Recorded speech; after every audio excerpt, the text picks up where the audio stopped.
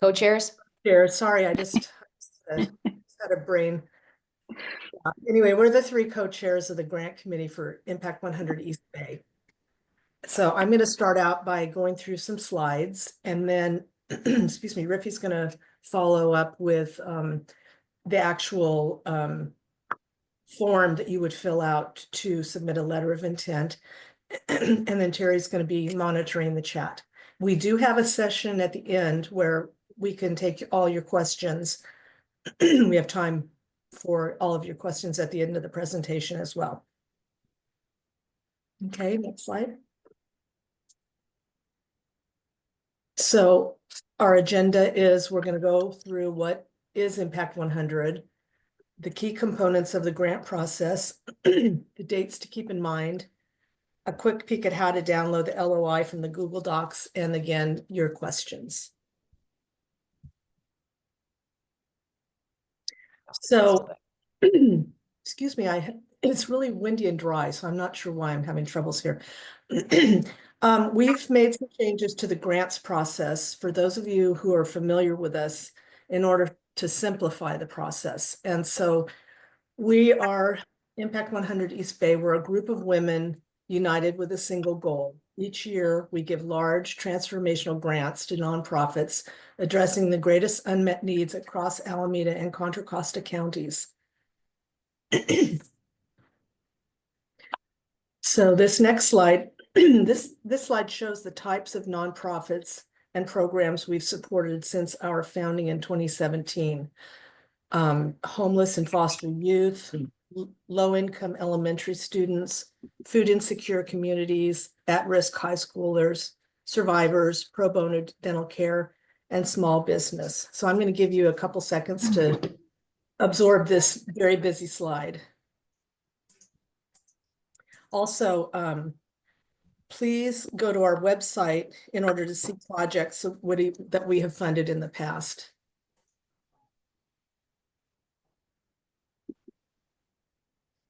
All right, so over the past 8 years, we've grown our impact from our first $55,000 grant in 2017 to 3 grants totaling $228,000 last year.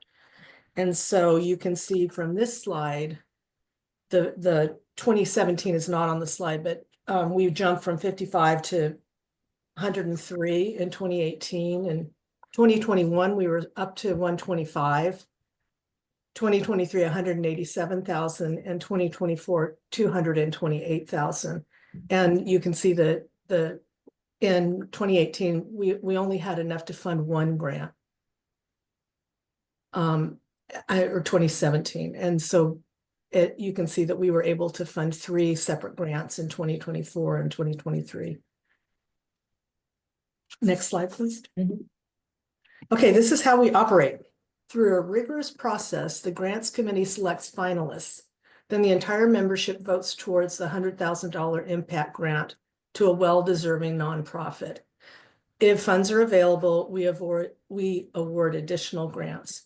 And what I wanted to mention is that we're the 3 co-chairs of the grants committee, but many, many members of Impact 100 East Bay volunteer their time to be on the grant committee. And I believe last year, we had over 30 of our members that read the LOIs and helped us make the choices, and the grants committee as a whole makes the choices.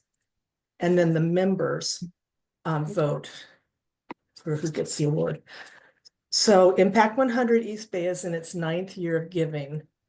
Based on the Impact 100 model and utilizing processes and lessons learned from existing chapters, we formed in 2016 and made our first grant in 2017. Our mission is to unite women in our community to make a significant difference in the lives of those in need.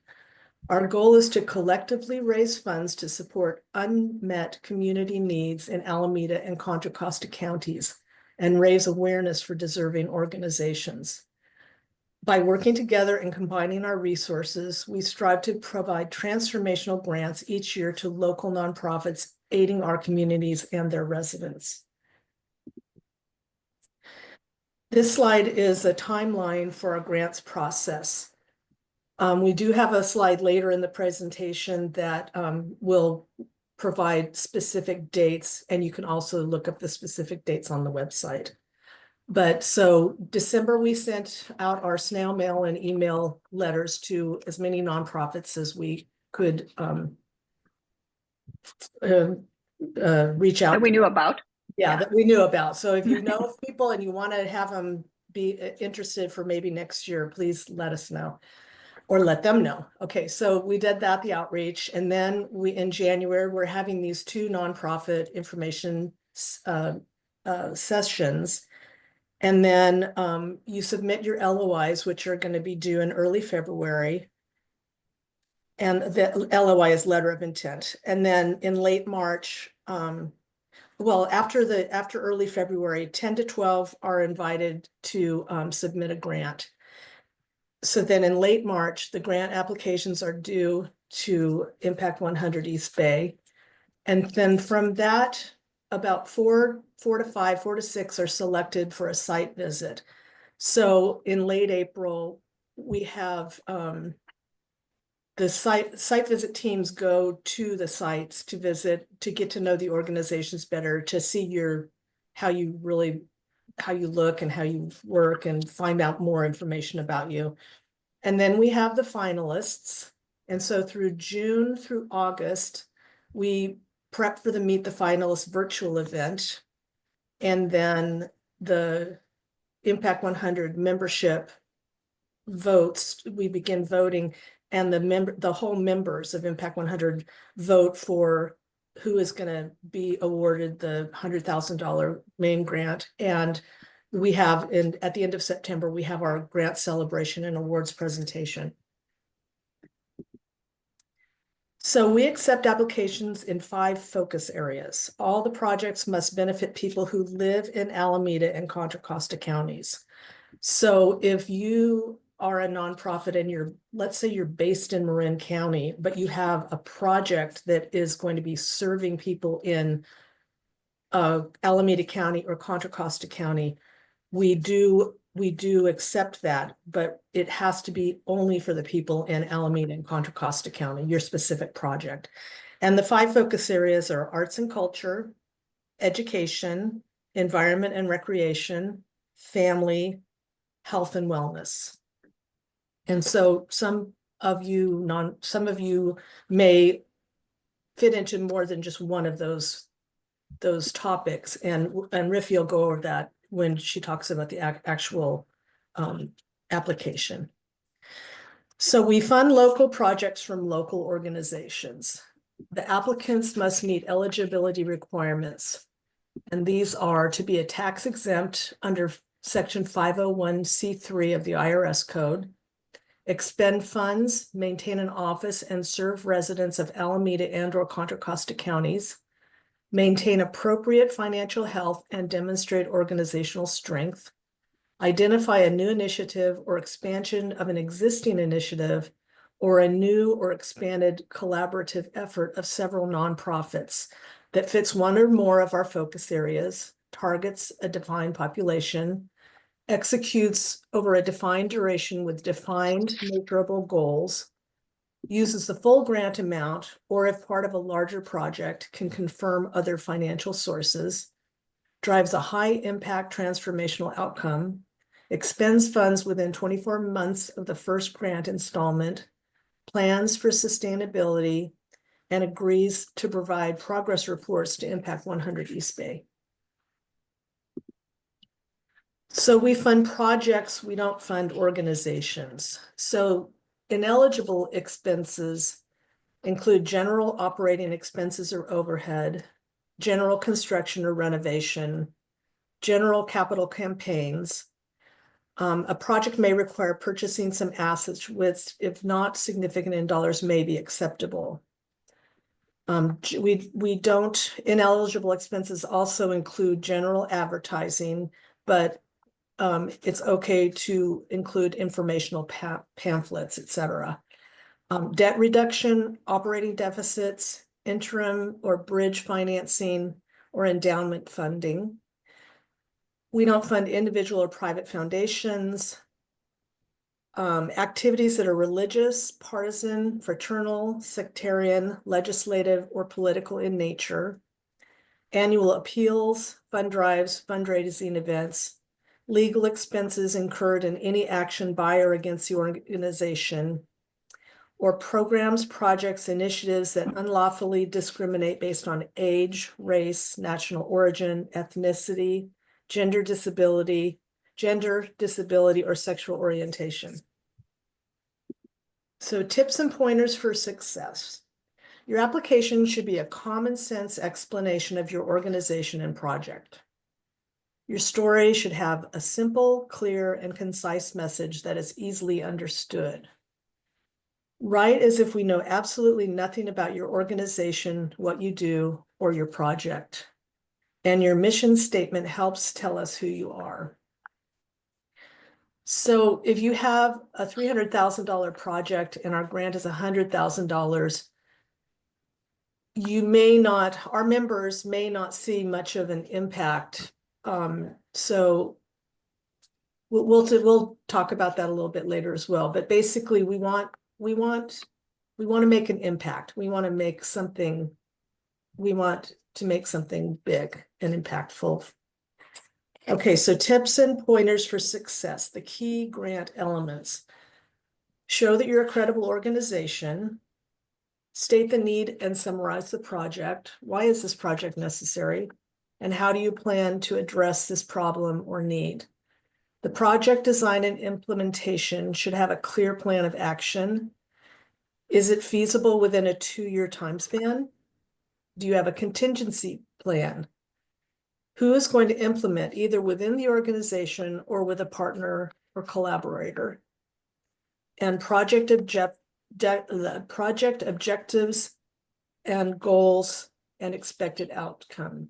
We need the project objectives with the goals, including the expected outcomes.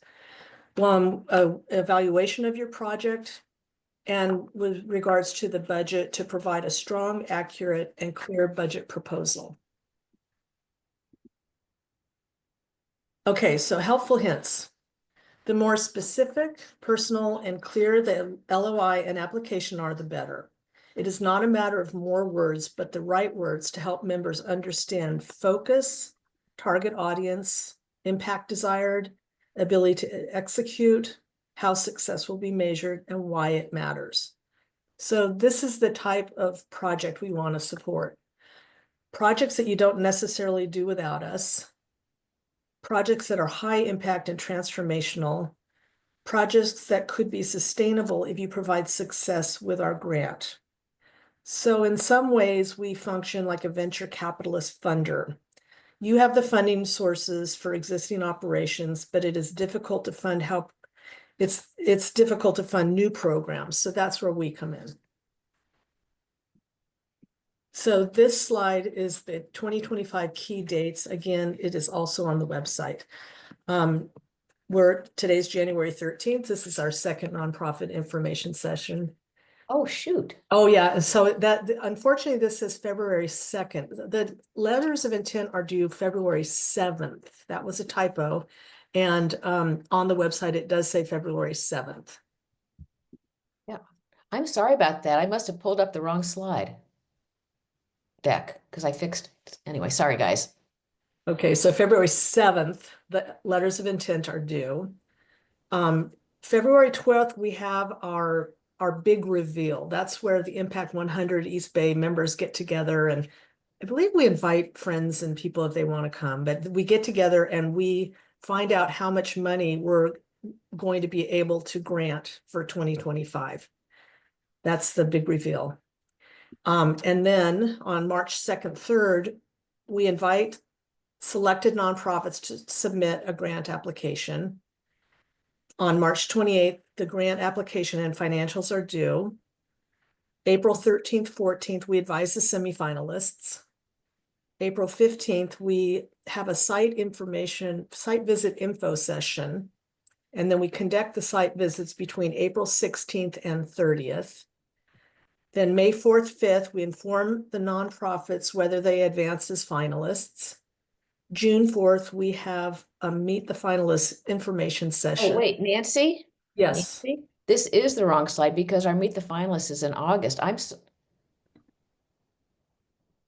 Oh, This is oh, what we never have. mind. I'm sorry. I got Yeah, we confused. have the info session on June Yeah. 4th. I take it all back. And then August 18th, your wish list, executive summary, and PowerPoint are due. And then August 28th, we have the Meet the Finalists virtual event. And then we open up the voting to all the members. And between August 28th and September 28th, the members vote. And then on September 28th, we have our gala celebration and award announcements. And that's really fun because none of us knows who actually wins until the actual gala event. I mean, I'm sure somebody knows, but because they have to tally up the votes, but I mean, none of us know. And The that's, grant chairs don't know. yeah. The members Okay. don't know. The grant committee doesn't know. So That's what I was trying to say. Yeah. Thank you. All right. So now Riffy's gonna go over the actual application. Let me get rid of this one. There we go. So I'm sure that many of you have seen a similar document, our letter of intent. And here we're saying we're inviting letters of intent from nonprofits in Alameda and Contra Costa for this year's season. Be clear you are applying for a $100,000 grant. Your project may cost more than that, which is addressed later in the LOI. We're looking for a transformative project that addresses critically important community needs. Competitive projects will accomplish a dramatic change for the population you intend to serve. It will be something innovative, new, or an expansion of a pilot program. Your project will be sustainable over time. It will demonstrate the capability of your organization to maintain and grow the grant investment beyond the 2-year grant period. And you will be able to identify how you will be able to measure the impact through clear metrics. So the LOIs are due by 4 p.m. on Friday, February 7th. And it will go to our website, Grants at Impact East Bay. And we are open for questions via email at any time between now and when the LOIs are due. The next section is telling us about your organization. So very self-explanatory, who the contacts are. Now we get to the meat of the LOI, and this is the organization overview. We would like you're supposed to keep it to 500 words. We're trying to keep it so that everybody has something concise to read. In this overview, we would like to see your mission and vision statements, a brief overview and history of the organization, including year established and top 3 to 5 accomplishments since then, your key long-term goals, primary services and activities, including a description of populations and numbers served, and a funding breakdown by source. This would be the top 5 sources of funding and the dollar amount. Now, as Nancy had mentioned, the grant focus area, we have 1 of 5 areas. It is highly likely that your project is going to focus on more than one aspect of our areas, in which case we ask you to number them in order of importance. And here's your project summary, no more than 750 words. So you give us a title, a brief overview of your project that will have a transformative impact on the community, and include the following information: an overall description of the project. Tell us whether this is a pilot, a new project, or an expansion of a program. What are the expected impact and compelling benefits of your project? What makes it transformational? How many people do you expect to serve and impact with this project? And that's important because you may have 1 person or 5 people who are direct recipients, but most likely there are going to be other people in their orbit who are going to be positively affected. And it might be difficult to quantify the number in the orbit, but we are really looking for how efficient our grant will be in terms of helping your community. Where was I here? So then we want what counties will be served, your specific goals and objectives and how you will measure them. And what are the expected impact and compelling benefits of your project? What makes it transformational? Okay, I've gone over that already. Sorry, guys. What county or counties will be served? Include, if appropriate, the specific cities or neighborhoods that will be served. And here's the estimated total budget of your project.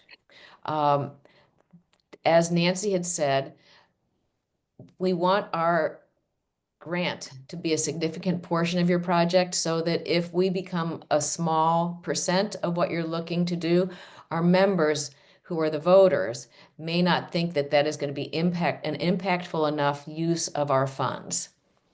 So, but if it's over $100,000, if 125, then we're going to ask you to identify the additional funding sources, and we also recognize that the additional funding sources are going to be a work in process. So that you're probably going to be looking for those sources as you apply to us. We want, in the budget, we would like you to provide a list of major expenses and the type of request it is, whether it's capital, pilot, startup, technical assistance, etc. And if the proposed budget exceeds the grant amount, how will additional funding be secured? Please be as specific and concise as possible. If your proposed project is successful, how will you sustain it? Now we have the attachments that we require from you. We want your two most recently filed Form 990s, your 2024 year-end financials and comparison to 2024 budget, your 2025 operating budget, and your IRS 501c3 qualification letter. What we're going to ask you to do is put your LOI and all the other required documents in two separate files and clearly name them so that you would have your name with a /LOI and /the year. And likewise, your name /financials and the year so that everyone has a good time, an easy time finding all the information that we have. We have gone over the types of projects that we do not fund. It is also on the LOI for your reference. And that's the end. So I'm going to stop the share and open up for questions.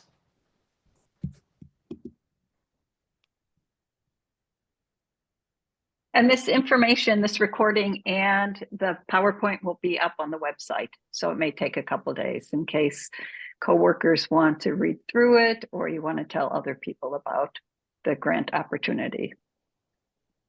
Hi, I didn't know if we were jumping in, but it's Adamaka Sure. here, Executive Director for Self-Esteem. I had a question about some of the eligibility. I've been doing research on the past awardees and just curious if you guys have any like KPIs or filter criteria for smaller organizations. In the past, has any organization with $500,000 budget or revenue less than $500K been awarded in the has been awarded a grant in the past? You know, I don't remember the revenue size that we have granted, but what I can say is we don't have a limit. We want the nonprofits to be able to demonstrate that they have operated successfully in the past. And there are some organizations that are heavily, heavily weighted towards volunteers. And so maybe their budget isn't that much because they have a lot of volunteers doing the work. So does that answer your question? Yes, thank you. Oh, and one other thing, and I can't remember your name, but is it Ty? What I wanted to say is, please, everybody, we encourage you to go to the website and take a look at our past grantees because you'll learn a lot about their projects and just the sort of things that have been approved in the past. I think Okay. Jennifer might be next. Hi, good morning. Apologize for being a few minutes late. So I understand this is a 2-year grant. So when we're preparing the budget, we're showing 50,000 in year one and 50,000 in year two, or could there be more in the first, year because of getting something started and then trailing? But basically, we're gonna demonstrate how 100,000 gets invested across a 2-year period. Is that correct? Yes. Okay. Exactly. But for example, we do not dictate how much you get and when. Okay. Okay, so this year, our winner got 50,000 in the first third, and then 25 in the second and third thirds. So we're pretty flexible in that. Okay, great. Thank you. And I don't know your name beyond emancipation, but if you could introduce yourself and ask your question, that'd be great. Believe it or not, that's my legal name. I'm kidding. I'm Kat Preston, Director of Development at Beyond Emancipation. I just was looking for or hoping for some more clarity around your focus areas, particularly the health and wellness area, just because I've worked with other foundations where that's quite broad and focuses on things like homeless services and mental health, and then other foundations where it's incredibly narrow and really about physical health and wellness. And so I was wondering if y'all could dig into that definition a little bit. How about if I go back to the slide? Is that okay? Sure. All right. I'll see if I can do this without. Why am I having trouble today? It is, darn it. I have it right here. So Okay. health and you were No, asking it about, so, disappeared. so for under family, it says strengthen and enhance the lives of children and families. Under health and wellness, positively impact the mental or physical health and wellness of the people in Alameda and or Cocoa County. So I think ours is more broad. Broad. We're very broad Okay. Yeah, Yeah. in how we look at it. Love to hear it too. Love what y'all are doing for the folks here. Thank you. Somebody asked if they can request funding to expand a program. If it's in a new area, yes. Or if it's in a slightly different population, yes. If it's exactly the same program to the exact same population, we're less likely to fund that. Right. For example, our 2023 winner had an existing program, and what they wanted to do, it was working with high school students in biotechnology, and they wanted to expand their training into robotics. So same premise, different industry. We also had a question about the average number of grants the committee reviews. It has gone up every single year. So I can't tell you an average. I can tell you last year it was 54, but we had 72 nonprofits attend our information sessions. And this year we've had 95 nonprofits attend our information sessions. So there is no set percentage of people who listen to us and then apply.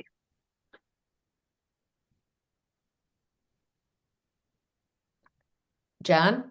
Yes, hi. 2 questions. I'm with Young Audiences of Northern California, and we will be submitting under Mount Diablo Education Foundation. They're a PO box, and they wanted to know specifically, you say street number, but they're a PO box in Concord, California. So how does that work? Where is the operation? In Concord, California, through the Mount Diablo Unified School District. So do you operate out of a physical address? The foundation is a foundation, and they're all volunteers, and they operate with a mailbox. Oh, it's a virtual. Well, they don't have an office, but they Yeah. do meet. Yeah. I Yes, would say, I would say we might have to look at it on a case by case. Well, do you guys have an address, or are you all virtual? We do now. Oh, But but you know what but I'm we've had- saying? It's yes, we like- are. We have a Yes. post office box. That's Oh, ours okay. also. Well, that's what they have. That's what we're asking. Yeah, So would that be sufficient? That's what I'm asking. I believe it is. Oh, Yeah. okay, cool. Cool. Okay, thank you. Just wanted to know. And I just wanted to add, on Friday during, one of the people said, well, if they're chosen for a site visit, they don't actually have a site. They work virtually. They Oh, well, don't, what they do is they go to like the school. Mm. And so if that's what you do through Mount Diablo Unified School District, the site visit would be, we would meet at the school. School. Yeah. exactly. that would provide the That's, service. we assumed that because you'd want to see us in action. But Yes. yeah, thank you. Yeah, and one thing I would like to mention is that we said this is a rigorous grant process, and it is. There's the letter of intent, there's the grant application, there's the site visit, which takes some prep. At the site visit, we do a deeper dive into the questions that haven't been answered perhaps on the grant application, as well as talking to people that are going to be implementing your program.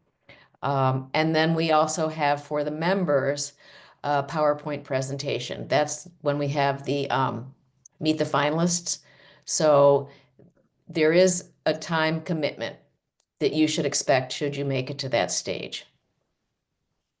Okay, Chris. Hey everyone, thanks for hosting this. This is really exciting information. And I have a question about the site visits.